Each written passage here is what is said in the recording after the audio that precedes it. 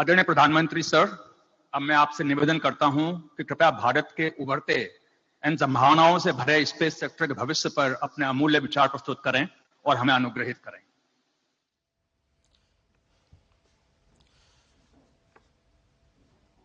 Cabinet में मेरे साथी श्री जी किशन रेड्डी जी,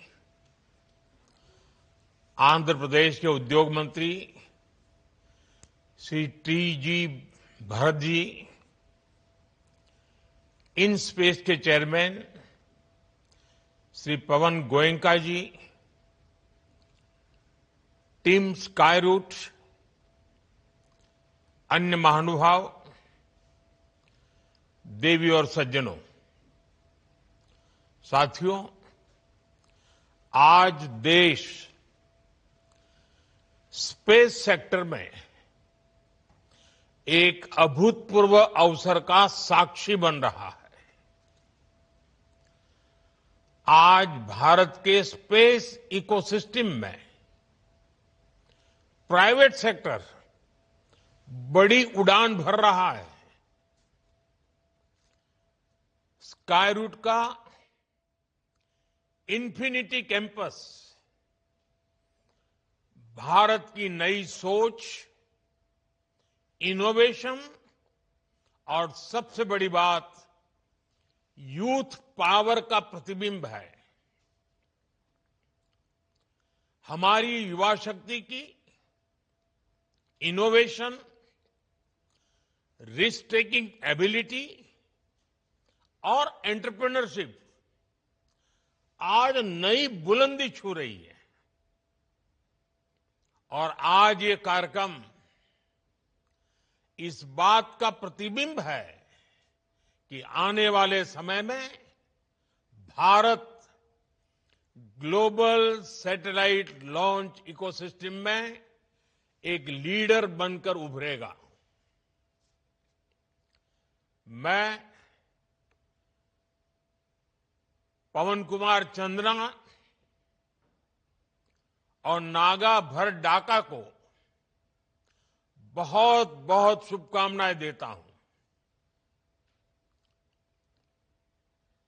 आप दोनों नौजवान देश के अनेक यंग स्पेस एंटरप्रेन्योर्स, हर युवा के लिए बहुत बड़ी प्रेरणा है। आप दोनों युवाओं ने खुद पर भरोसा किया। आप रिस्क उठाने में पीछे नहीं रहे और इसका परिणाम आज पूरा देश देख रहा है। देश आप पर गौरव कर रहा है, गर्व कर रहा है। साथियों, भारत की अंतरिक्ष यात्रा बहुत सीमित संसाधनों से शुरू हुई थी, लेकिन हमारी महत्वाकांक्षाएं कभी भी सीमित नहीं रही। वो भी एक जमाना था, एक साइकिल पर रॉकेट का हिस्सा ले जाने से लेकर दुनिया के सबसे भरोसेमंद लॉन्च व्हीकल तक भारत ने सिद्ध किया है कि सपनों की ऊंचाई संसाधन से नहीं, संकल्प से तय होती है। इसरो ने दशकों तक भारत की स्पेस यात्रा को नई उड़ान दी है। क्रेडिबिलिटी, कैपेसिटी और वैल्यू, हर प्रकार से भारत ने अपनी अलग पहचान बनाई है। साथियों, हम सब जानते हैं कि बदलते हुए इस समय में स्पेस सेक्टर का कितना विस्तार हो रहा है। ये communication, agriculture, marine monitoring, urban planning, weather prediction और नेशनल सिक्योरिटी का आधार बन चुका है। और इसलिए ही हमने भारत के स्पेस सेक्टर में ऐतिहासिक रिफॉर्म्स किए। सरकार ने स्पेस सेक्टर को प्राइवेट इनोवेशन के लिए ओपन किया। नई स्पेस पॉलिसी तैयार की गई। हमने स्टार्टअप्स को, इंडस्ट्री को इनोवेशन के साथ जोड़ने का प्रयास किया। हमने इन स्पेस की स्थापना की। अपने स्टार्टअप्स के लिए इसरो की फैसिलिटीज और टेक्नोलॉजी को उपलब्ध कराया। यानी भारत ने बीते 6-7 वर्षों में ही अपने स्पेस सेक्टर को एक ओपन, कोऑपरेटिव और इनोवेशन ड्रिवन इकोसिस्टम में बदल दिया है। आज के कार्यक्रम में हमें इसी की झलक दिखाई दे रही है और गर्व की अनुभूति हो रही है। साथियों, भारत का युवा देश हित को सर्वोपरि रखकर चलता है। वो हर अवसर का सही इस्तेमाल करता है। जब सरकार ने स्पेस सेक्टर को ओपन किया तो देश के युवा और खासकर हमारे जेन जी यूथ इसका भरपूर फायदा उठाने के लिए आगे आ गए। आज भारत के 300 से अधिक स्पेस स्टार्टअप्स भारत के स्पेस फ्यूचर को नई उम्मीदें दे रहे हैं।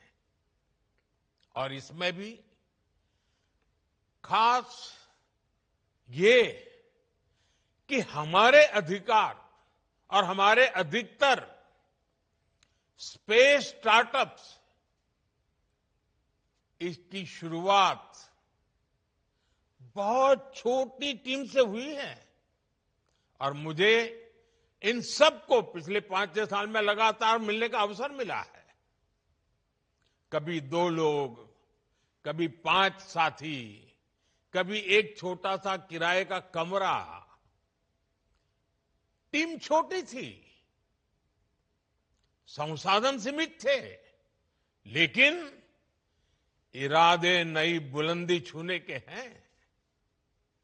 यही वो भावना है जिसने भारत में प्राइवेट स्पेस रिवॉल्यूशन को जन्म दिया है।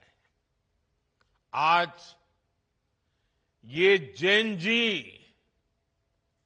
इंजीनियर्स, जेन जी डिजाइनर्स, जेन जी कोडर्स और जेन जी साइंटिस्ट नई नई टेक्नोलॉजी बना रहे हैं।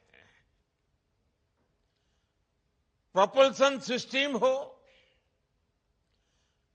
कंपोजिट मटेरियल्स हो, रॉकेट स्टेजेज हो, सैटेलाइट प्लेटफॉर्म्स हो, भारत का युवा आज उन क्षेत्रों में काम कर रहा है जिनकी कुछ साल पहले कल्पना भी संभव नहीं थी। भारत का प्राइवेट स्पेस टैलेंट पूरी दुनिया में अपनी अलग पहचान बना रहा है। आज ग्लोबल इन्वेस्टर्स के लिए भारत का स्पेस सेक्टर एक अट्रैक्टिव डेस्टिनेशन बन रहा है। साथियों, आज दुनिया में छोटे सैटेलाइट्स की डिमांड लगातार बढ़ रही है। लॉन्च फ्रीक्वेंसीज भी बढ़ रही है। नई नई कंपनियां सैटेलाइट सर्विसेज देने लगी हैं और स्पेस अब एक स्ट्रेटेजिक एसेट के रूप में जगह बना चुका है। इसलिए आने वाले वर्षों में ग्लोबल स्पेस इकोनॉमी कई गुना बढ़ने वाली है। ये भारत के युवाओं के लिए बहुत बड़ा अवसर है। साथियों, भारत के पास स्पेस सेक्टर में जो कैपेबिलिटी है, वैसी कैपेबिलिटी दुनिया में केवल कुछ ही देशों के पास है। हमारे पास एक्सपर्ट इंजीनियर्स हैं, हाई क्वालिटी मैन्युफैक्चरिंग इकोसिस्टम है, वर्ल्ड क्लास लॉन्च साइट्स हैं और इनोवेशन को प्रोत्साहन करने वाला माइंडसेट है।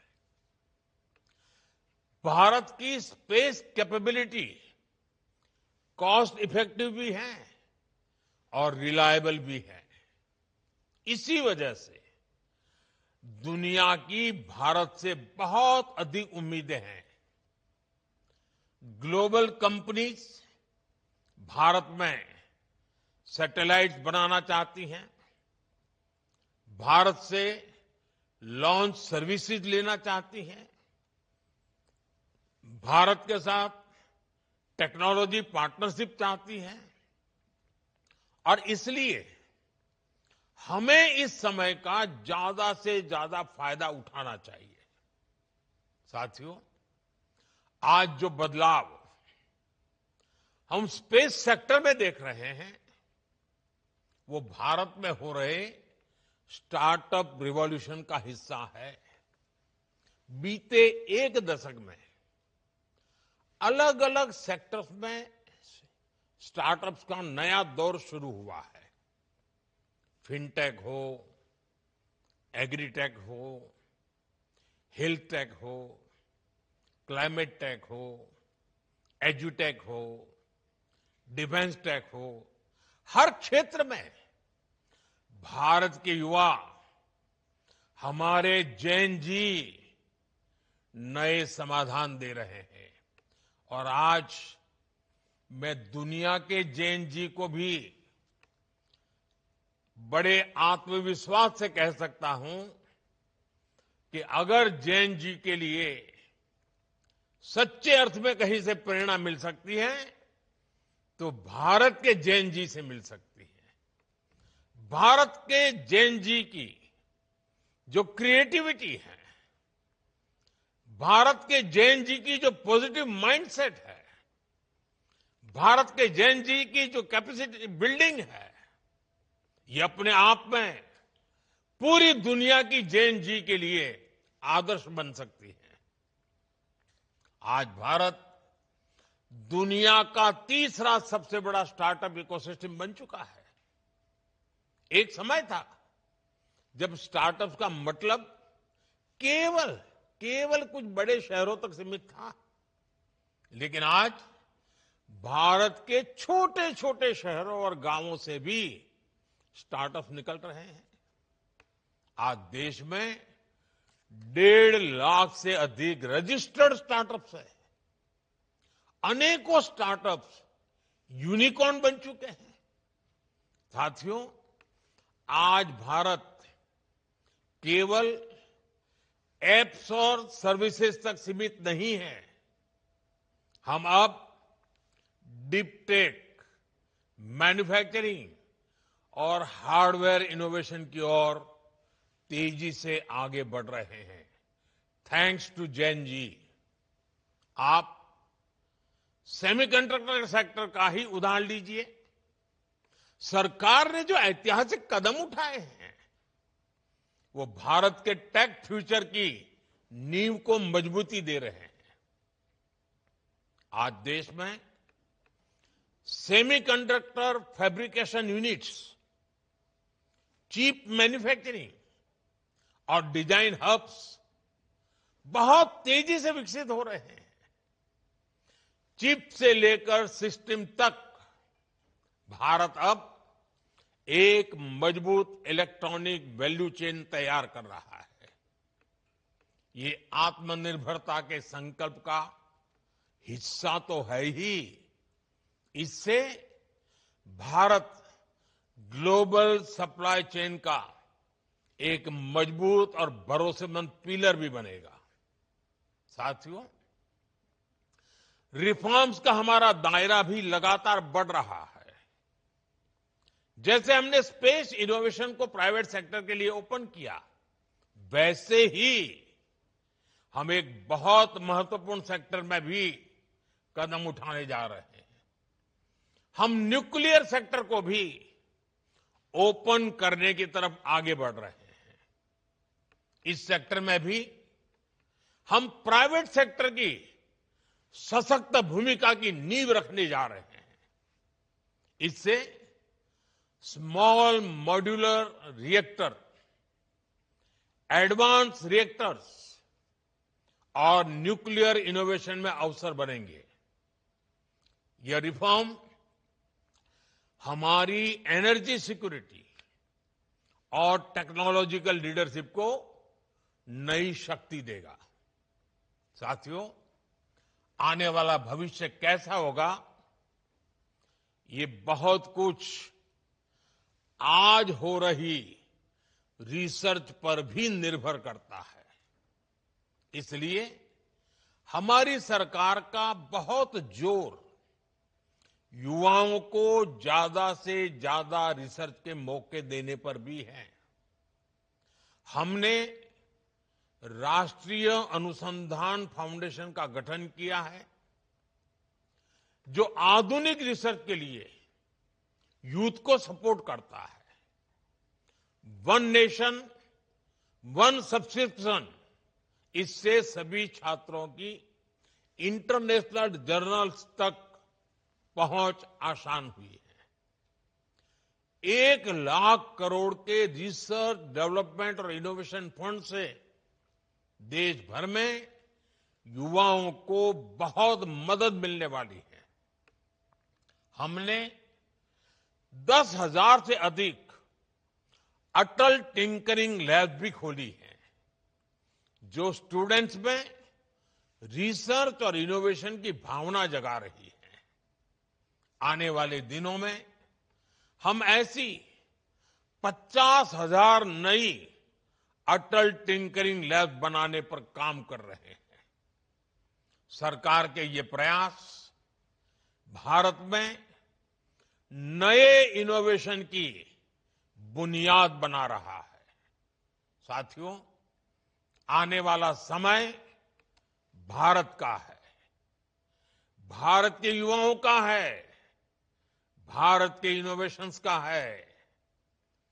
कुछ महीने पहले स्पेस डे के अवसर पर मैंने हमारी स्पेस एस्पिरेशंस की चर्चा की थी।